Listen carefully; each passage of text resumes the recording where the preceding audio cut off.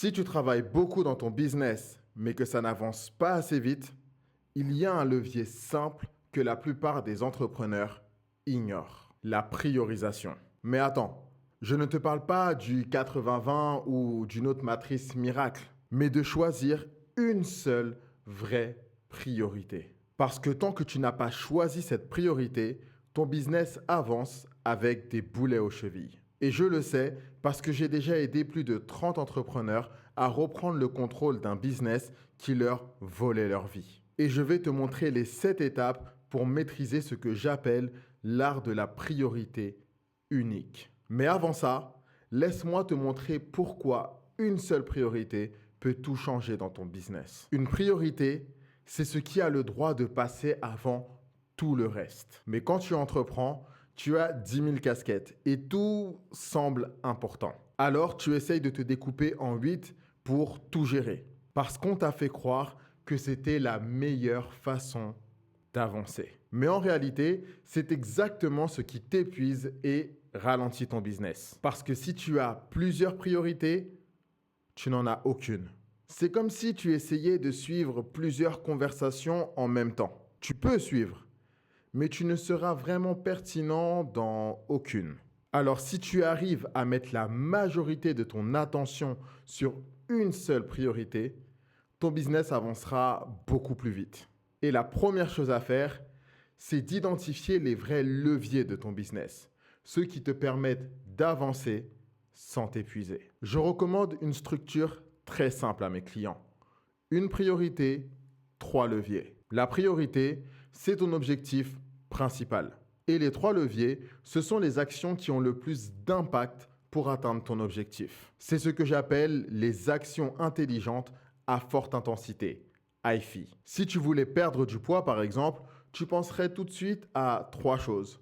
Mieux manger, mieux dormir et faire du sport. Une priorité, 3 IFI. Maintenant, le défi, c'est d'identifier les bonnes actions, les exécuter correctement et les optimiser en continu. Et tout commence par recueillir les bonnes données. Pas celles qui flattent ton ego, celles qui te montrent ce qui fait vraiment avancer ton business. Si tu veux signer de nouveaux clients, tu t'en fous de ce qui rapporte le plus d'appels de vente par mois. La vraie métrique, c'est le nombre d'appels qualifiés. Alors prends tes données et identifie les métriques qui comptent vraiment.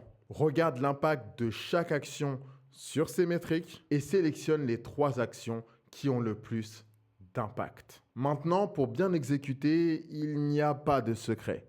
Il faut exécuter massivement, surtout si tu n'as pas encore assez de données. Et oublie tout de suite la motivation qui te fait envoyer 90 messages aujourd'hui et plus rien pendant 2 semaines. Ce qu'il te faut, ce sont des standards précis.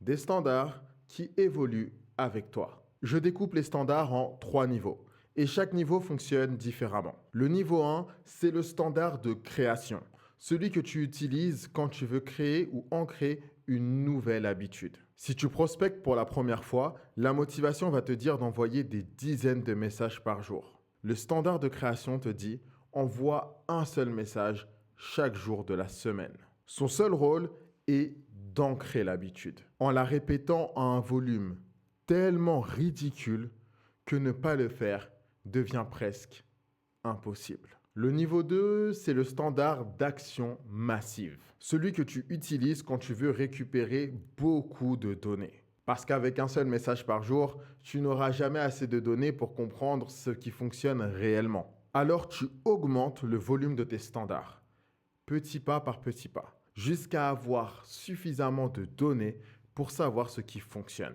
Tu ne passes pas de 1 message par jour à 30 juste parce que l'habitude est ancrée. Tu passes à 5, puis à 10, jusqu'à arriver à 30. Et enfin, le niveau 3, c'est le standard d'itération continue. C'est ce qui te permet d'optimiser tes IFI pour avoir de meilleurs résultats avec moins d'efforts. Parce que le volume apporte des données, mais il peut vite t'épuiser, surtout s'il n'apporte pas de résultats ou de progression concrète. Alors tu diminues légèrement le volume de tes standards, mais tu augmentes leur précision. Et pour ça, tu divises chacun de tes standards en micro-briques. et tu les optimises une par une. Si tu prends un standard de 30 messages de prospection par jour, tu te rends vite compte qu'il contient en réalité la cible, le timing, l'accroche, le corps, la conclusion du premier message et tout un tas d'autres choses. Alors optimise chaque micro-brique sur un volume suffisamment élevé pour comparer les données.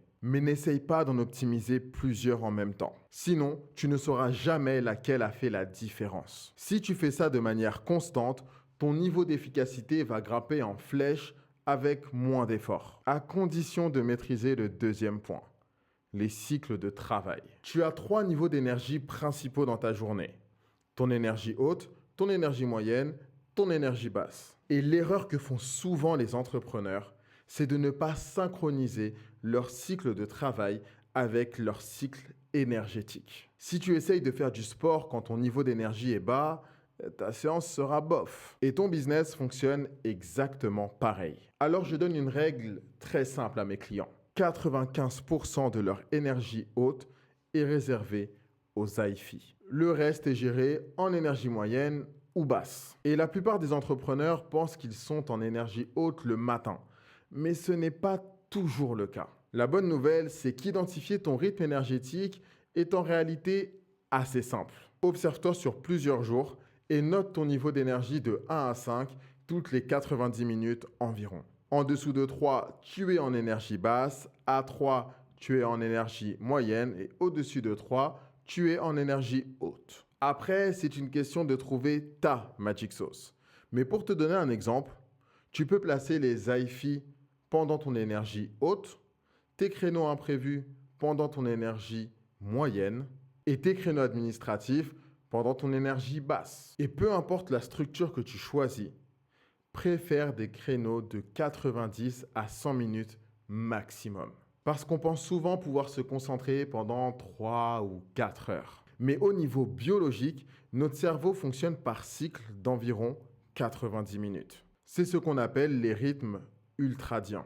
Au-dessus, tu perds en efficacité, en concentration et en productivité, même si tu ne t'en rends pas compte. J'en parlerai plus en détail dans la vidéo de la semaine prochaine, alors abonne-toi si tu veux en savoir plus sur le sujet. En faisant ça, tu t'assures de travailler seulement quand tu es efficace et de ne pas être juste occupé. Mais la prochaine étape est essentielle pour vraiment optimiser tes AIFI. Éviter la dispersion. Même si tu as structuré ton business de A à Z, tu as sans doute encore plusieurs casquettes à gérer. Et même si tu prends uniquement tes AIFI, tu peux tomber dans le piège de la dispersion. Autrement dit, passer d'une action à une autre pour avoir l'impression d'avancer plus vite. Mais le problème, c'est que ce n'est qu'une impression. La plupart du temps, lorsque tu fais ça, tu dilues ton attention et ton efficacité. Parce que ton attention est divisée entre plusieurs choses. Donc, jamais à 100% sur un seul élément. C'est pour ça que je recommande les périodes à thème à mes clients. Tu choisis une AIFI par période de travail et tu te concentres uniquement sur celle-ci pendant 90 minutes en énergie haute. Dans l'idéal, après ça, tu prends 30 minutes de détente pour laisser ton cerveau respirer et éviter la surchauffe. Et les 90 minutes suivantes, qui seront potentiellement en énergie moyenne ou basse, tu t'occupes des tâches qui demandent peu de concentration. Après, si tu es encore en énergie haute, tu peux enchaîner du moment que tu écoutes ton corps. Et je sais que c'est contre-intuitif, que ça va peut-être à l'encontre de tout ce qu'on t'a dit jusqu'à maintenant. Parce qu'on a tendance à dire qu'il faut bosser 12 heures par jour pour réussir. Et j'arrive en te disant, bosse seulement 1h30 sur ce qui compte vraiment. Mais tu penses que tu as plus de résultats en bossant 60 heures par semaine à 40% de concentration ou 30 heures par semaine à 90% de concentration? Il faut travailler et faire des efforts. Je ne dirais jamais le contraire. Mais travailler quand tu n'es pas efficace et que tu manques de concentration, c'est juste de la perte de temps et d'énergie. Et dans la plupart des cas, ça te prend 3 fois plus de temps que lorsque tu es dans de bonnes conditions. Tu as 3 AIFI. 10 demi-journées dans ta semaine si tu bosses du lundi au vendredi. 15 si tu décides de rajouter les soirées. Si tu peux mettre 6 à 8 heures à 90% de concentration pour chacune de ces actions, j'ai la conviction et la certitude que tu avanceras beaucoup plus rapidement que si tu bosses 60 heures par semaine à 40% de concentration. Et pour ça, tu as besoin de structurer ton organisation pour éviter un maximum la dispersion. Mais pour réussir à trouver ta formule optimale, la prochaine étape, c'est de rester sur la même direction pendant un certain temps, même si les résultats ne viennent pas tout de suite. On a envie que ça fonctionne vite. Et c'est ce qui nous coûte le plus cher quand on veut construire quelque chose. Que ce soit ta santé, ton business, un objectif physique ou une relation, tout ce qui en vaut la peine demande de la constance. Si tu suis un plan alimentaire pour perdre du poids, mais que tu changes de plan toutes les 2 semaines, il y a peu de chances que tu atteignes ton objectif. Et c'est un réflexe qu'on a souvent quand on poursuit un objectif. Quand quelque chose ne fonctionne pas assez vite à notre goût, on essaye de changer en espérant avoir des résultats le plus rapidement possible. Mais la réalité, c'est qu'à chaque fois que tu changes de direction, tu prends le risque de recommencer à zéro et de détruire tous tes efforts. Si tu décides de te concentrer sur la croissance de ton business et de mettre des actions en place, mais qu'au bout de 2 semaines, tu décides d'arrêter de prospecter parce qu'on ne te répond pas, ou d'arrêter de poster du contenu parce que tu n'as pas autant de leads que tu le voudrais, et donc de faire de la pub à la place de tout ça parce que c'est le truc à faire, tu détruis ton effet cumulé et tu dois recommencer de zéro. Alors c'est essentiel que tu gardes la même direction pendant assez longtemps, tout en faisant de l'itération. Si quelque chose ne fonctionne pas, il y a de grandes chances que tu fasses quelque chose de la mauvaise façon. Parce que tout fonctionne. Les ads, la prospection, le contenu délégué, rester solo, tout. Mais pour que ça fonctionne, il te faut ces fameuses données. Et changer une seule chose pour voir quel impact ça a sur les données. Par exemple, cette vidéo a une introduction différente des autres, pour voir l'impact que ça a sur le temps moyen que les gens passent sur mes vidéos. Mais je ne vais pas aussi changer le montage, la structure, mon énergie et tout le reste. Parce que lorsque tu bouges une seule chose, tu peux savoir l'impact concret qu'a cette chose isolée. Et tu te construis des briques que tu peux assembler pour créer ta propre recette. Mais réussir à trouver cette recette serait impossible pour moi si j'abandonnais YouTube d'ici quelques semaines. Pour la trouver, je dois garder la même direction, suivre les bonnes métriques et optimiser étape par étape. Après, tu peux y arriver plus vite grâce à ton environnement, en échangeant sur tes leviers pour avoir des retours constructifs, par exemple. Et c'est exactement pour ça que j'ai créé l'Ordre des Héros, un espace dans lequel tu pourras rencontrer d'autres entrepreneurs et échanger avec eux, avoir des ressources adaptées et des retours constructifs de la part des membres de la communauté et de moi-même. Et si tu veux tester la communauté gratuitement, le lien pour la rejoindre est juste en bas dans la description. Et lorsque tu es capable de garder la même direction pendant assez longtemps, tu finis par arriver à destination. Et c'est là que beaucoup d'entrepreneurs ratent le coche, parce qu'ils n'appliquent pas le principe des cycles d'évolution. Tout fonctionne sur la base de cycles. Et ton business n'est pas une exception. Peu importe le domaine, tu peux trouver 3 cycles principaux: la croissance, la stabilisation et la structuration. La croissance est la phase pendant laquelle tu évolues au niveau des résultats. La stabilisation est celle où tu ancres ces résultats pour qu'ils tiennent dans le temps. Et la structuration est la préparation pour une future croissance. Et le problème, c'est que la plupart des entrepreneurs essayent d'être dans les 3 cycles en même temps. C'est comme si tu essayais de faire une prise de masse, stabiliser ton poids et sécher en même temps. C'est possible, mais souvent peu efficace parce que chaque cycle a des règles différentes. Et ton business fonctionne exactement de cette façon. Lorsque tu es en croissance, la plupart de ton temps et de ton énergie sont dédiés à l'acquisition d'une façon ou d'une autre. Si tu arrives à la limite de ta croissance, quand tu ne peux plus accepter personne, mais que tu continues à te concentrer à fond sur l'acquisition, tu commences à sacrifier ta vie perso, ton sommeil et j'en passe pour pouvoir assumer ta croissance. Alors que si tu cherches d'abord à stabiliser ta croissance pour t'assurer de pouvoir créer le même flux de manière constante, tu valides un nouveau niveau de croissance sans prendre le risque d'exploser en plein vol. Et c'est pareil si tu veux structurer trop vite, en recrutant par exemple. Si tu n'as pas encore stabilisé ta croissance et qu'elle fait les montagnes russes,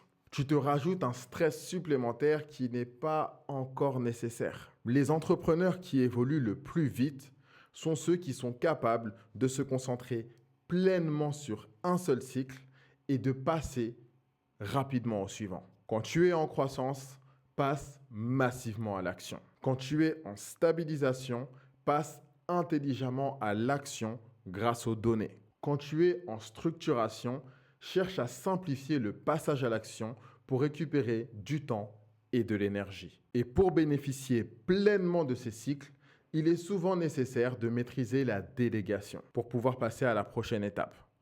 Sortir de l'opérationnel. Et je ne vais pas te parler de comment arrêter de faire ton métier, parce que les personnes que j'accompagne aiment leur métier et apporter de la valeur à leurs clients. Mais plus ton business évolue, plus il y a de casquettes qui apparaissent. Et plus tu portes de casquettes, moins tu as de temps pour toi, mais aussi pour t'épanouir dans ta zone de génie.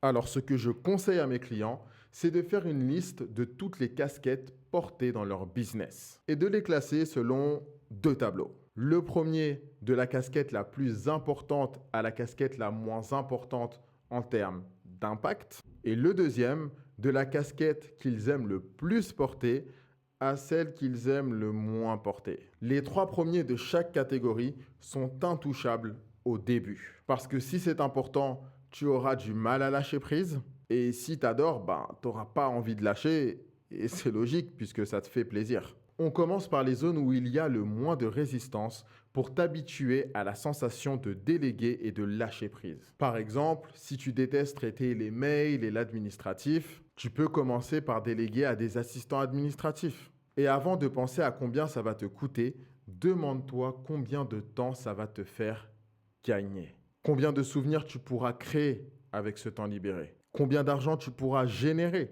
avec ce temps libéré? Combien d'espace mental tu pourras gagner avec ce temps libéré? Maintenant, il y a un piège que tu dois absolument éviter. Le micromanagement. Autrement dit, surveiller constamment tout ce que fait la personne à qui tu délègues pour être sûr qu'elle ne fasse pas d'erreur. Premièrement, tu perds du temps. Deuxièmement, tu crées du stress. Et troisièmement, tu l'empêches de se responsabiliser. À la place, instaure des reportings hebdomadaires ou mensuels. Et tu prends 30 minutes pour voir si tout a été bien fait. Chaque nouvelle casquette que tu libères te permet d'avoir plus de moments de vie, de pouvoir accueillir plus de clients et d'être plus serein. Et quand tu maîtrises tous ces éléments, tu as un véritable cheat code pour ton business. Mais ce qui permet à ce cheat code de vraiment fonctionner, c'est la dernière étape, ta flexibilité. Ton plan ne va pas se passer comme prévu. La loi de Murphy le dit. Tout ce qui peut mal se passer, va mal se passer. Ce qui veut dire que tu vas galérer même si tu fais tout ce qu'il faut. Et c'est là que tu dois maîtriser la flexibilité. Et je dirais même être agile. Certaines phases de croissance seront explosives. Et tu devrais être capable de passer en mode stabilisation et structuration super rapidement. Certaines structurations prendront plus de temps que prévu à cause d'un recrutement difficile.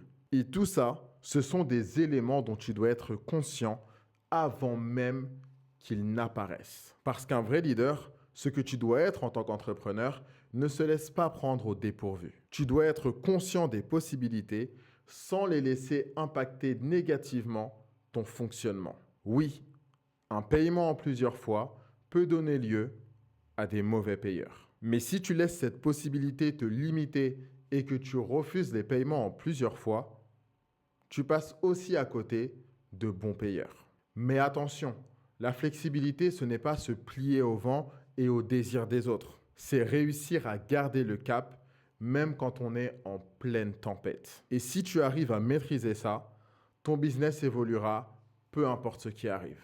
Et voilà, tu as maintenant le plan complet.